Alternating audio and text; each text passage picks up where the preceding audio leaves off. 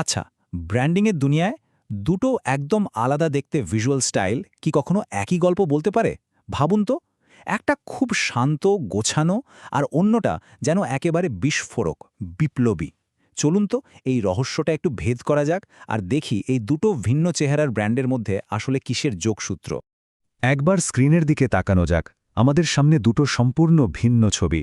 বাদিকে একটা প্রতীক যা শান্তি, ক্লাসিক্যাল চিন্তা আর একটা স্থিরতার কথা বলে, আর ডান দিকে একটা ডিজিটাল বিপ্লবের ঝলক যা শক্তি আর গতিতে ভরপুর। দেখে মনে হচ্ছে না দুটো যেন দুই মেরুর বাসিন্দা? আর প্রশ্নটা তো ঠিক এখানেই। একটা শান্ত বুদ্ধির চর্চা করা দর্শন, আর আরেকটা যেন সবকিছু ওলটপালট করে দেওয়া ডিজিটাল বিপ্লব। খালি চোখে দেখলে তো এদের মধ্যে কোনো মিলই নেই, কিন্তু আসলেই কি তাই? আজকের এই বিশ্লেষণে আমরা একসাথে এই ধাঁধার উত্তর খোঁজার চেষ্টা করব। তো চলুন শুরু করা যাক প্রথম সূত্রটা দিয়ে। আমরা প্রথমে ওই শান্ত বুদ্ধিবৃত্তিক ব্র্যান্ডিংটার দিকেই ফোকাস করি, যেটা একটা দার্শনিক আন্দোলনের কথা বলছে। দেখা যাক এটা আমাদের কোন দিকে নিয়ে যায়। এই ব্র্যান্ড আইডেন্টিটির একদম মূলে আছে একটা বই, নামটা দেখুন, দি আর্কিটেক্টস অফ টুমরো, মানে আগামীর স্থপতি।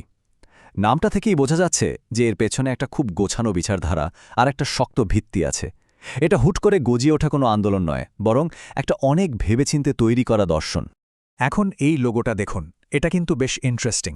নাম দেওয়া হয়েছে মুভিং ফরওয়ার্ড, মানে এগিয়ে চলা, আর তার সাথে লেখা এনলাইটেন্ড সিভিলাইজেশন, মানে আলোকিত সভ্যতা। ট্যাগলাইনটা তো আরও পরিষ্কার, ন্যায় বিচার, স্বাধীনতা, সমৃদ্ধি। মানে প্রত্যেকটা শব্দই যেন একটা ভালো ভবিষ্যতের স্বপ্ন দেখাচ্ছে, তাই না? চলুন তো এই চিহ্নগুলোর মানেটা একটু ভেঙে দেখি। বই মানে জ্ঞান, দাড়িপাল্লা মানে তো বোঝাই যাচ্ছে ন্যায় বিচার। গিয়ার আর ক্রসটা শিল্প আর স্বাস্থ্যের কথা বলছে। সূর্য আর ফসলের মাঠ সমৃদ্ধির প্রতীক।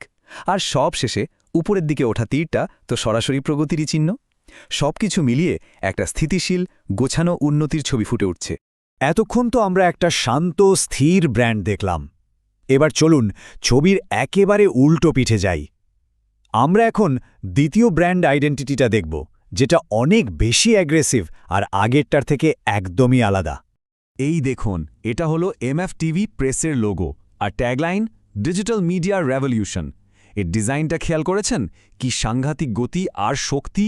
এখানে শান্ত বা ধীরস্থির হওয়ার কোনো ব্যাপারই নেই। পুরোটাই যেন বলছে, চলো এক্ষুনি কিছু একটা করা যাক।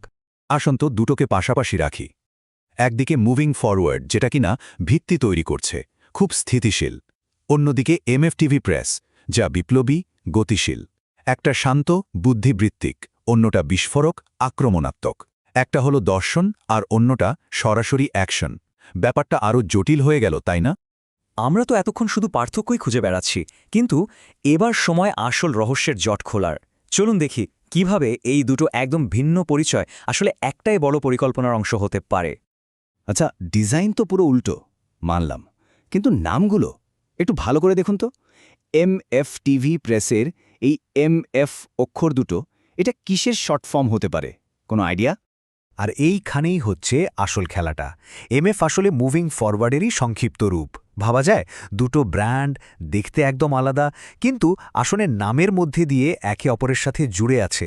তার মানে এটা কোনোভাবেই কাকতালীয় নয়, এটা একটা দারুণ পাকা মাথার প্ল্যান। এই ধরনের কৌশলকে বলা হয় ডুয়াল ব্র্যান্ডিং স্ট্র্যাটেজি। মানে এটা খুব সহজ, একটাই কোম্পানি, একটাই লক্ষ্য, কিন্তু সেই লক্ষ্যে পৌঁছানোর জন্য তারা দুটো আলাদা ব্র্যান্ড তৈরি করে।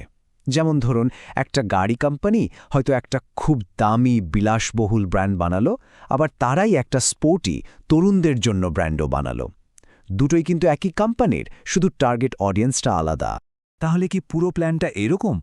প্রথমত, মুভিং ফরওয়ার্ডের মতো একটা স্থিতিশীল আর বিশ্বাসযোগ্য ব্র্যান্ড তৈরি করে মূল দর্শনটা মানুষের মনে প্রতিষ্ঠা করা, আর দ্বিতীয়ত, সেই আইডিয়াটাকে সবার কাছে পৌঁছে দেওয়ার জন্য এমএফটিভি প্রেসের মতো একটা গতিশীল, অ্যাগ্রেসিভ মিডিয়া উইং বা বলা যেতে পারে একটা মেগাফোন ব্যবহার করা।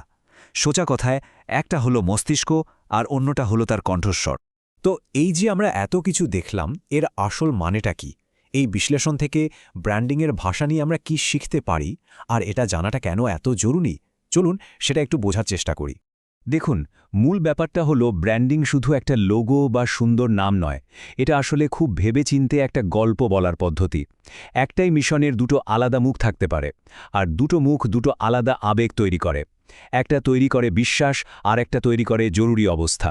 ডিজাইনের প্রত্যেকটা জিনিস, রং, ফন্ট, চিহ্ন সবকিছুরই একটা নির্দিষ্ট উদ্দেশ্য থাকে।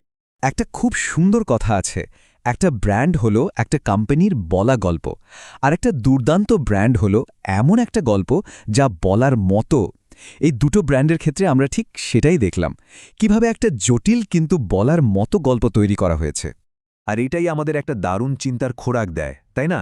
যদি শুধু একটা লোগো এত গভীর, এত স্তরযুক্ত একটা গল্প বলতে পারে, তাহলে একবার ভাবুন তো, আমাদের চারপাশে প্রতিদিন আমরা যে শত শত ব্র্যান্ড দেখি, তারা আসলে নীরবে আমাদের কোন গল্পগুলো বলে চলেছে।